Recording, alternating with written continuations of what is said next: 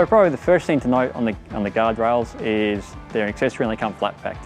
So the idea being that you buy a platform and then you can bolt on these guardrails should you choose to.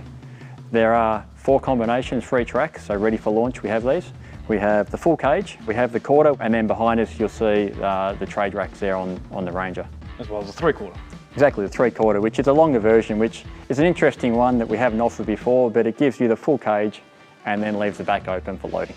What I really like about the removability of these is that obviously we've got a low profile rack, but at time to time you're going to want to have the guardrails for just being easeability of loading the locks. But if you want to get into maybe a shopping centre and your car's just sitting on that 2.1, 2.2 limit, these really are a 5-minute pull it off, and then on your next expedition or your time where you're out there doing something, it's quite easy to just bolt them back on and get back out there. Yeah, and that's key to, I guess, a lot of what we tried to do with Base Rack is that we use cars for so many things these days. We don't just have the tourist sitting in the shed waiting for the next trip, and during the week it's doing the school run, it's doing the shopping run, you take it into the city to go to the office.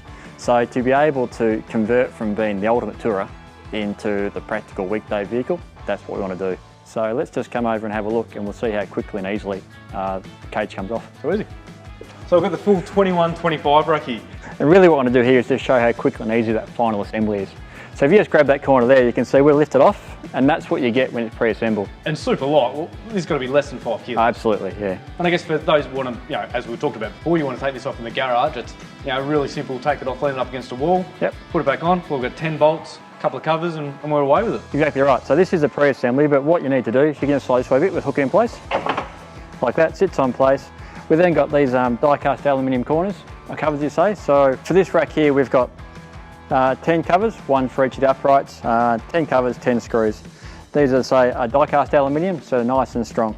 So all you got to do, grab your cover, grab your screw, sits around there, hooks on like that, and then you simply put the screw in the back and do it up.